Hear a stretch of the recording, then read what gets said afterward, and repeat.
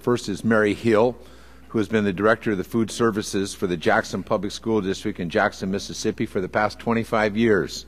She is the current president of the School Nutrition Association, and at the state level, Ms. Hill was the former president of the Mississippi School Food Service Association, where she also serves as chair of various state association committees. Good afternoon. Chairman Miller, members of the committee, we deeply appreciate this hearing. This hearing continues a most extraordinary congressional tradition participated in by the House and the Senate, the unprecedented tradition of scheduling a hearing to coincide with an organization's Washington meeting. We fully understand and appreciate that the tradition represents a shared commitment to ending childhood hunger and improving the nutritional health of all of the children in this country. I am, as the chairman has said, Mary Hill, president of the School Nutrition Association and director of child nutrition programs in Jackson, Mississippi.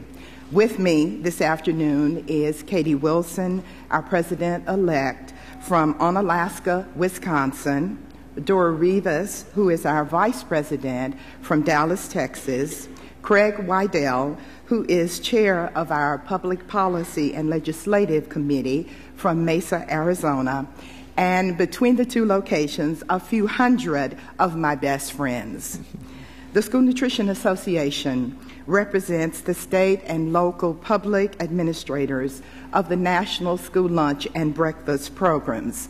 We have approximately 55,000 dedicated members who serve 30 million children each school day in almost 100,000 schools.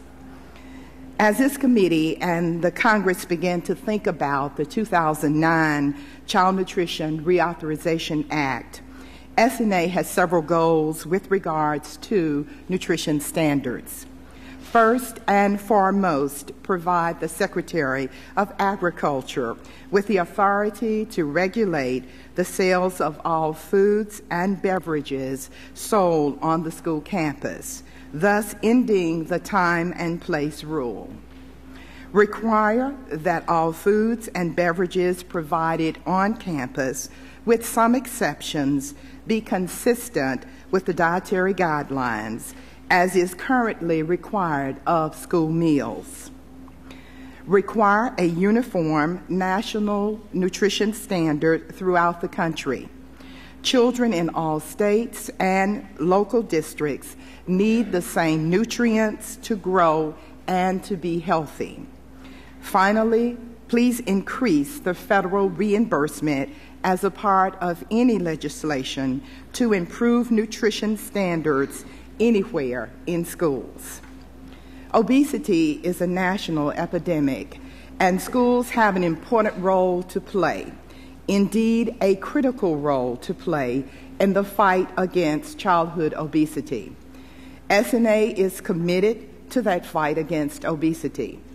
But in addressing the obesity issue, we must not ignore the practical constraints in the school meal program. We urge the Congress to require a science-based yet practical, uniform nutritional standard to benefit all children. The recall. Mr. Chairman, a not-so-funny thing has happened on the way to this hearing. USDA has had one of the largest recalls in history, if not the very largest.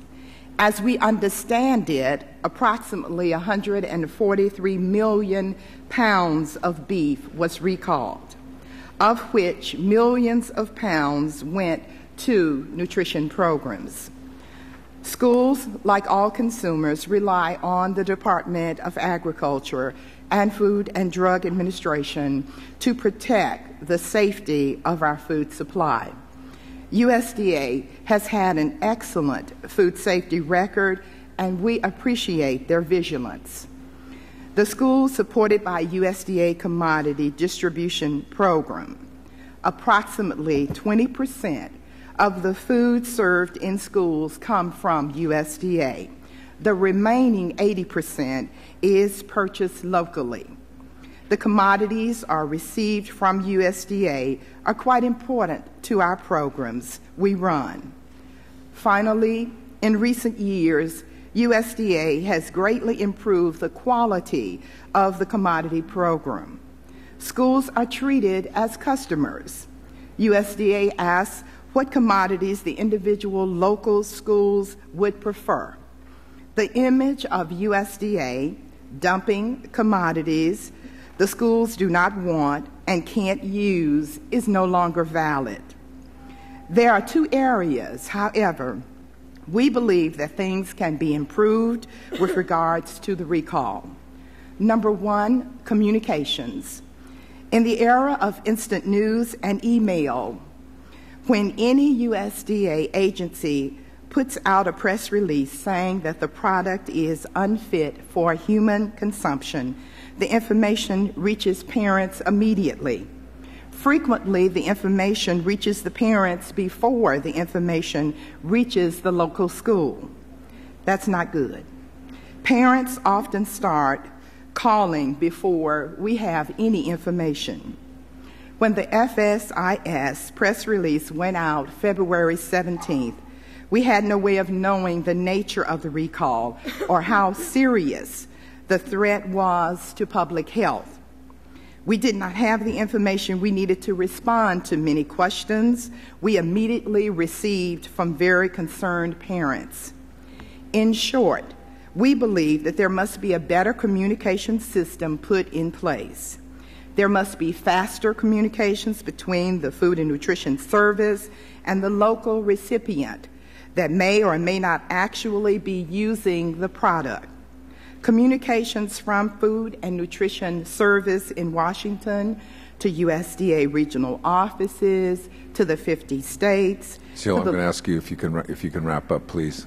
Okay. What you're saying is important, but I want to make sure we have time for everybody. Okay.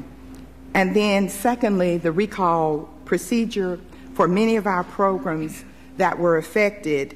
We have two of them represented today, Dora Rivas, who had over 3,000 cases of the affected product, and Craig Wydell, who had 750. The cases have yet to be disposed of for various reasons, and it's also unclear who will absorb the associated costs with the recall.